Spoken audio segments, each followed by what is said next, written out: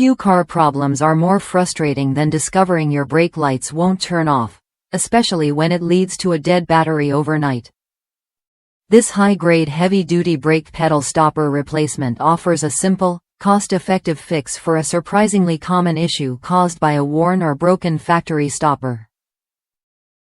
Small in size but critical in function, this part restores proper brake light operation and helps prevent unnecessary battery drain. Designed as a direct replacement, this stopper fits securely into the brake pedal assembly where the original plastic piece often deteriorates with age. When that original stopper cracks or disintegrates, the brake light switch pin is no longer depressed, causing the brake lights to remain on even when the vehicle is turned off. This replacement part solves that problem quickly by restoring the correct contact point between the pedal and the switch. Made from durable, high-quality material, this replacement is built to last longer than the brittle factory plastic commonly found in older vehicles. Despite its solid construction, installation is straightforward and typically requires no special tools.